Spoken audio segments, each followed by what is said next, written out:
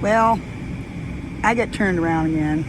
I was trying to go down another road so I could see this place. It was a cemetery where my landlord's ex-girlfriend was, and this is in the newspaper. It's a public information you can look up online. She got wasted with some drugs and booze or something. Je ne sais pas, because it was before I was there, but somebody told me about it, and so I looked it up and read the article, and it was a cemetery on a road that's parallel to the one I'm on, which is, I think, 135, 132. And I end up I see the Fabian gas station. I'm like, oh, I'm by the theater at Monmouth. And I used to live on the other lake nearby here in Abesca, and I volunteered here for a little bit. I came and did an interview with one of the managers here. He took me around, and there's a video on my YouTube channel somewhere about Theater of Monmouth, and it was a little print, so I came and sat and watched a rehearsal, and there was all these kind of nice elderly up and standing well-to-do Maine ladies who volunteer here, and beautiful library in the back, little library, nice kid that works there, and we donated a ton of books because Ryder had so many books. He was like, I gotta get rid of these books, Jennifer. Don't you love someone who reads books? I do. My son's father, I was like, do you read books? He's like, not really. You balance a checkbook? He goes, yeah, I balance it on my finger. And I'm like, okay, Jennifer's taking over now. I don't know that. No. And yeah, I used to do Excel spreadsheets at work and all kinds of data crunching and stuff. So no. But it was a little print, and they had me. I wore a black skirt and a white blouse, and it was summer, of course. And I was out by the road directing traffic. Jennifer, traffic director.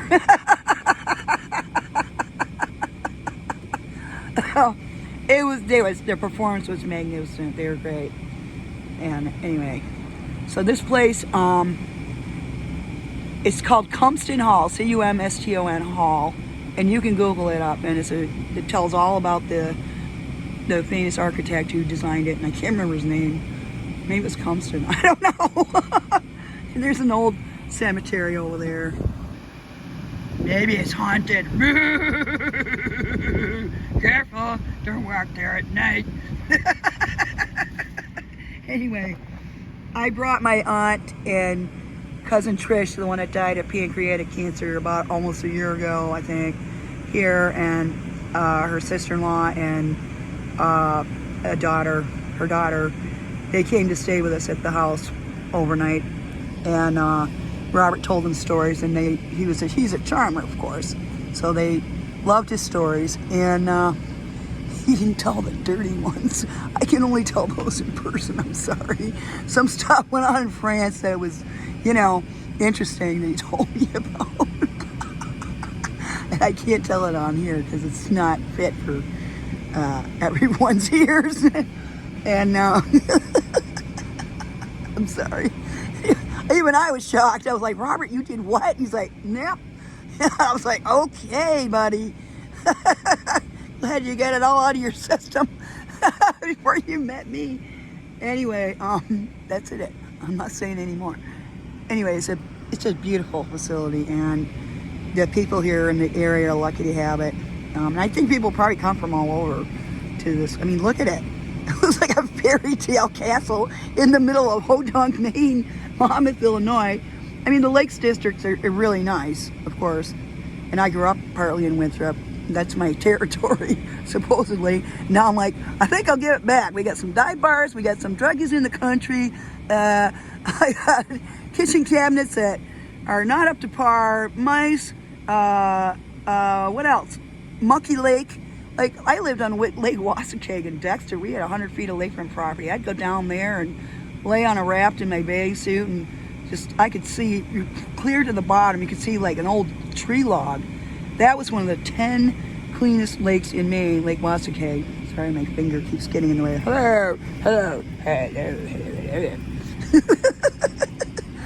Once I made a decision, I'm okay. It's the waffling that really messes me up. Should I do this? Should I stay? Or should I go down? I'm like, I'm paid till the end of January, and I have all that time to, I can get a job. Everybody's looking for jobs. I get a temp job, earn some buck. I can sell some stuff, earn some buck. I don't care. I am not staying there anymore. And it's not the place necessarily. It is the people. I have no privacy. There's somebody always pulling up in the dooryard next door. It's in the summer. I don't have privacy. And I don't feel comfortable going down and swimming when there's a bunch of other people that I don't know down there.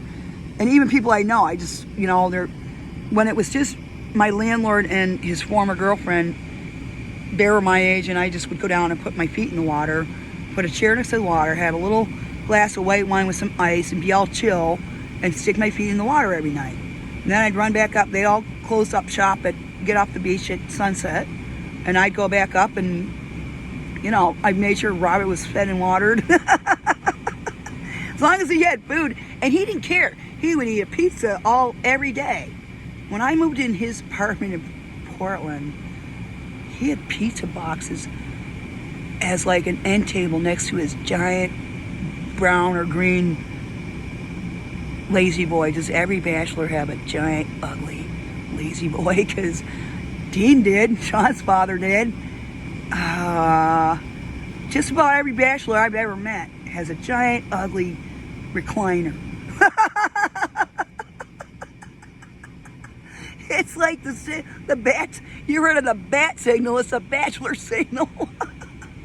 Anyway, I had to stop and take a breather because I'm not scared of that fellow, and he knows he did something wrong. He'll try to apologize and backpedal, but I'm out. That's it for me. It's this whole thing. I can't even make this stuff up. I thought I had some good stories from Chicago and Wisconsin, but this stuff.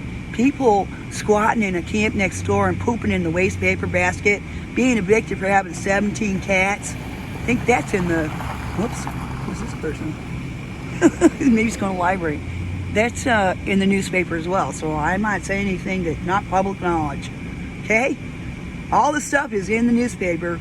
The landlord's son, who was pissy with me today, by the way, I found my garnet. It was in the floor of the bin. It must have flung there, because I didn't see it on the ground. I'm like, where did it disappear? Is it in the ether?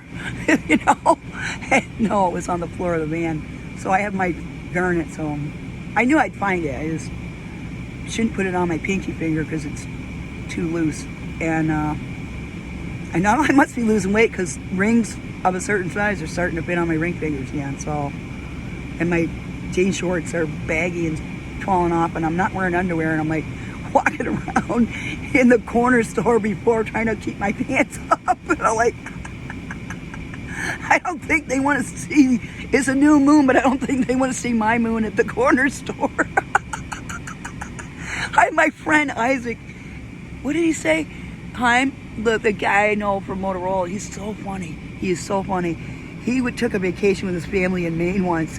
He said they were driving down the highway and some young people drove past in a window man and mooned them. And he thought it was funny because he's a funny guy. I told him, I said, these Polish guys keep giving me booze. Somebody told them I like to drink, and they gave me this honey liqueur. John, we hear you like to drink, and they slap a bottle of booze on my desk. And I'm like, kind of keeping on the down low there. We all know about it, but technically that could get you fired and me fired. And I didn't say too much to him. I said, oh, thanks, and I shoved it away, because the guards are looking in your bag. So I put some stuff on top of the booze over my bag. Here you go, fellas. Want to see my dish towel or whatever it was? They don't care. And Chaim would walk out and flash his laptop at the camera because he'd leave after the guards had gone home, so they have a camera system. And he refused to get a pass for his laptop for a long time. I don't know if he ever did, right?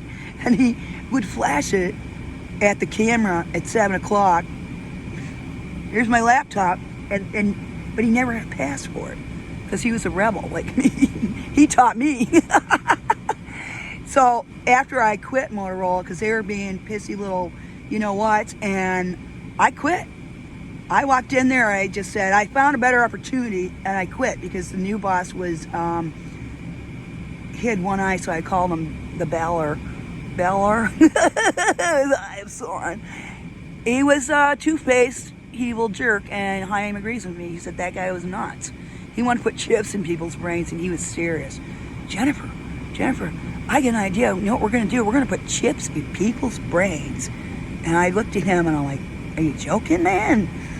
He said, no, I'm serious. And I was like, Jennifer, out. This guy was my boss. He's telling people what a good graphic designer I was. And I wasn't that great. It was okay for internal stuff. It wasn't external stuff anyway. And they turned around and told me, oh, who designed this? It looks like somebody's grandmother's wallpaper. And I'm like, well, let me put it to you this way. Your boss, Terry, the head of you, approved that because I did a white clean one with laser sharp Motorola blue lines and the big globe, 3D globe Motorola thing, and I bought on a CD. Remember CDs with GIFs or GIFs or whatever you want to call them?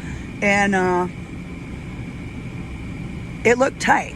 It was nice. And Terry wanted more color. So I put more color. I didn't like it, but he did. He signed up on it. That was what he wanted. So I'm thinking, you're criticizing your boss, but you're really trying to dig at me. And he was trying to drive me out and bring in new people, as they often do. Not realizing that I was the one that kind of ran the show there. But, well, okay, buddy. My friends went back to Adelaide, and I booked it. I was like, I'm out of here. But I can't have, like, my nice Australian friends from Adelaide here. I don't want to be here. No. And I quit. And everybody in my family said, why'd you quit that great job? And I'm like, I had a nervous breakdown, which was partly true. And I just got burned out on those people. I was done. I had a taste of corporate life, and they are jerks. And a lot of people know that. Corporate people are jerks, or they can be. That place was nutty. There was something in the water in Schaumburg, I'm telling you, man. A lot of the other places I worked at were cooler. And these people did include me as part of the team. And a lot of the other secretaries were like, oh, they're taking her out to dinner with them. Like she's somebody. And I'm like, I am somebody. I work for a fellow who's in charge of 1,200 other people across the globe. And he appreciates me. And they all appreciated me. Except for the new fella who thought he'd come in there and swing his little thing around, metaphorically speaking. Well, I'm sorry. Maybe I should have plucked his other eye out like Uma Thurman. Kill Bill is my favorite. Kill Bill 1, and I love Kill Bill 2, but Kill Bill 1 is my favorite. I've seen that so many times. Whenever I'm bummed, I watch Uma Thurman slice somebody's heads off, and the Crazy 88. That movie is tight. I just watched it over and over one time when I was depressed. I'm like, I need me some Uma. I had a sword. Or I need to be digging myself out of my grave using my knuckles. That was cool. I don't often like really violent stuff, but that was cool. Kill Bill. Jerry asked me, what do you want for Christmas? I'm like, Kill Bill, Volume 1 and 2 on a DVD. And he did. He bought it for me. I still have it at home. And I was going to hook up this old TV I got for $30 to my DVD player and put it in my bedroom. And then Cato could watch TV with me. Because Cato likes to sit and watch TV with me. And I'd put his little Snuggie blanket that he does, what do you call it? Making biscuits, padding. We call it making biscuits.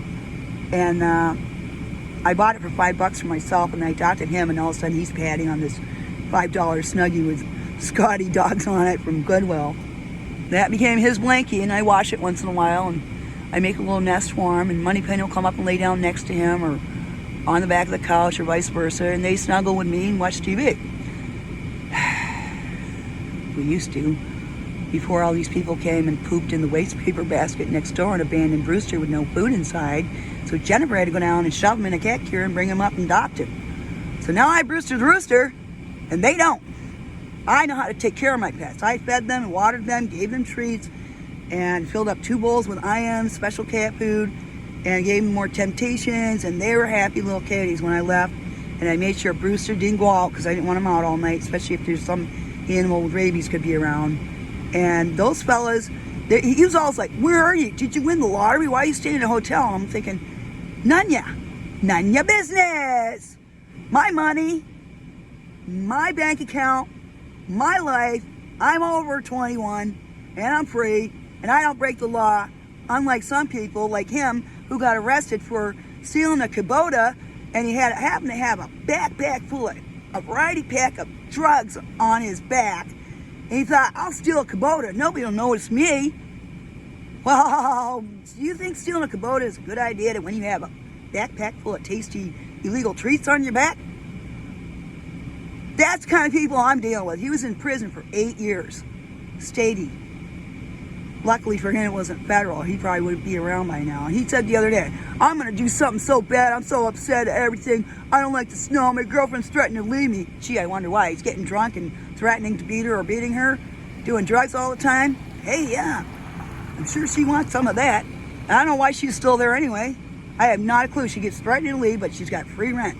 Well, free rent's ending in 2 to 3 weeks when the landlord gets out of the popo. Out of the hooskow. Not the popo. Anyway, I don't like the Monmouth popo. I got a story about them, but that's for another day. Have a nice night. I'm going back to my hotel and go swimming.